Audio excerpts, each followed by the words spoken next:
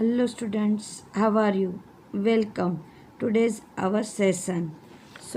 Today's our topic is extraction of metal from concentration ore. चलो और में से हम क्रूड मेटल को अलग करने का आज का हमारा टॉपिक है. सो extract metal from concentrated ore is must be converted to from which is suitable for reduction of metal. मतलब मेटल को अब रिडक्शन के लिए रेडी किया जाता है. मेटल को रिडक्शन के लिए अगर रेडी करना है तो उसको सल्फाइड में से अब ऑक्साइड में कन्वर्ट करना पड़ेगा.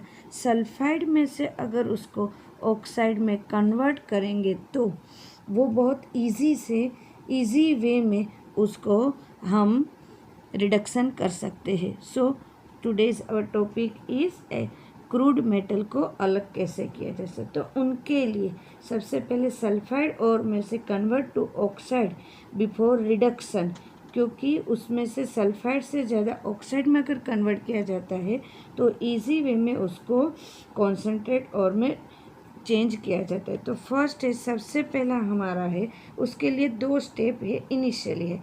सबसे पहले है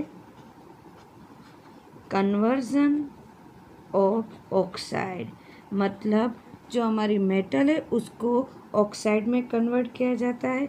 एंड सेकंड है हमारा रिडक्शन ऑफ द ऑक्साइड. तो पहले है मेटल, ऑक्साइड मेटल.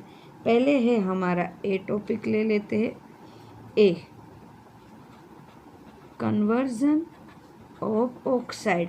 अब हर एक मेटल तो ऑक्साइड के बेस पे नहीं मिलती, तो जो मेटल उसमें फर्स्ट टॉपिक हम लेंगे calcination.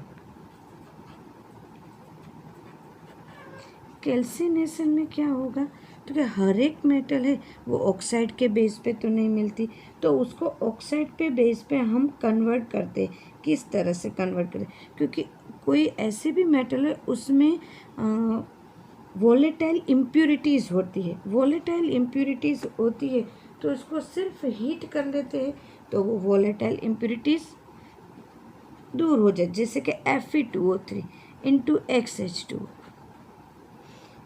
In Fe2O3 into X into have a XH2 is volatile impurity. So इसको हीट किया जाता है.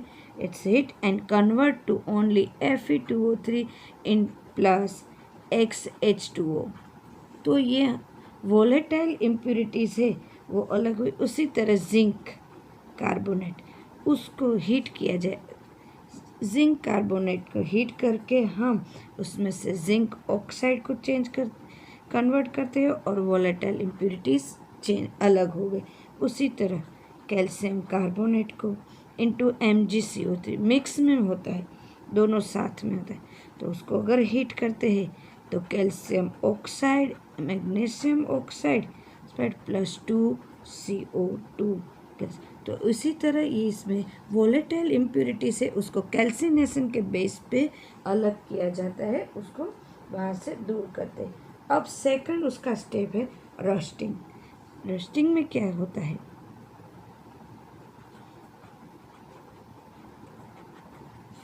रोस्टिंग में कोई भी मेटल अगर लेते हैं जिसकी और मेटल को लेते हैं उसके मेल्टिंग पॉइंट से लो टेम्परेचर पे उसके हीट करते हैं. मेल्टिंग पॉइंट से लो टेम्परेचर से हीट करने से उसमें से सल्फाइड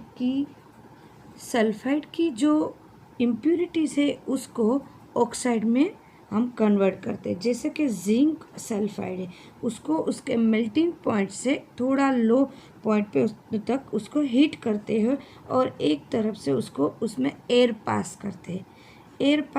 तो zinc sulphide convert into zinc oxide and sulphur dioxide टू मिलते हैं, कन्वर्ट टू सल्फर डाइऑक्साइड. उसी तरह लेड सल्फाइड, हाँ हम बैलेंस कर देते हैं 3O2 2PbS प्लस 3O2 उसी तरह से है, तो 2PbO प्लस 2SO2. तो जिंक लेड कॉपर में भी ये यूज़ होता है. Copper sulphide 2 S plus 3O2 gives 2Cu2O plus 2SO2। तो इन सब में ये होता है रोस्टिंग। तो रोस्टिंग मतलब मेल्टिंग पॉइंट से लो टेम्परेचर पे हीट करके एक साइड से एयर पास करना।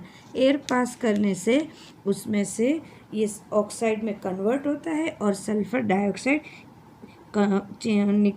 बाई प्रोडक्ट के बेस पे मिलता है और सल्फाइड को हम वहाँ से अलग कर सकते हैं। बट कॉपर सल्फाइड के साथ अगर कॉपर सल्फाइड का हम देखें तो कॉपर सल्फाइड में साथ में आयन की भी इम्प्योरिटीज़ होती है, FeO इम्प्योरिटीज़ होती है। तो उसको कैसे किया जाता है? तुरंत नहीं होता है, ये सब इजी वे में नहीं हो रहा है।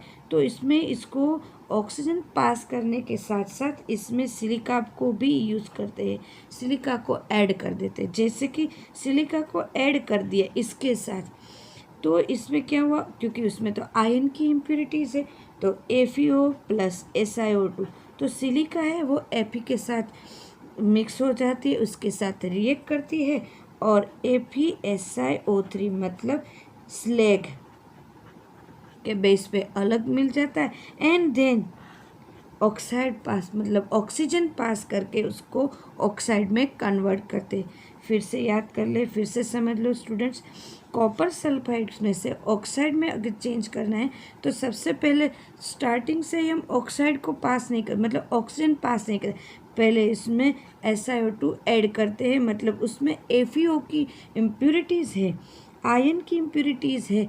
तो आयन की इम्प्योरिटी सिलिका के साथ रिएक्ट करती है, हमें FeSiO3 स्लैग मिलता है।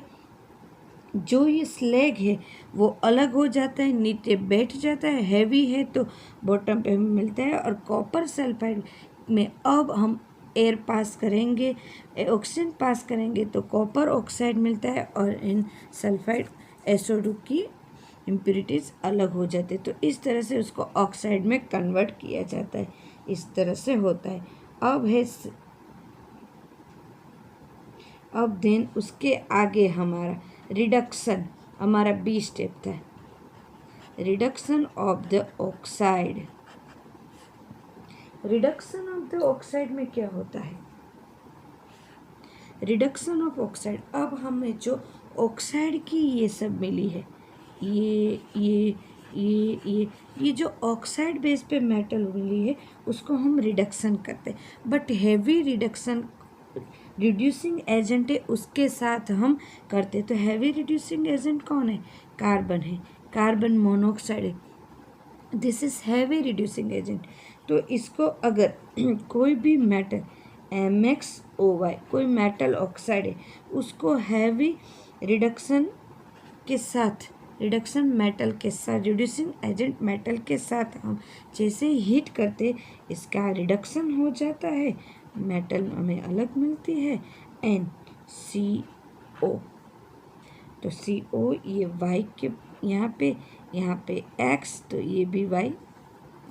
तो उस तरह से हम कार्बन के साथ और कार्बन मोनोऑक्साइड के साथ इसको हीट करके उसका रिडक्शन करके हम मेटल ले सकते। इसी तरह से हम extraction of crude metal from concentration और में से क्रूड मेटल को इस तरह से हम अलग करते, उसको एक तरफ करते हैं और धीरे धीरे प्योर मेटल की तरफ हम बढ़ते जाते हैं कि प्योर मेटल हमें मेटल में से कैसे लेना है। इस तरह से आगे होता है हमारा प्योरा मेथड। इस तरह से होता है कि मेथड वाइज हम 1 बाय 1 स्टेप में इस तरह से आगे जाते हैं।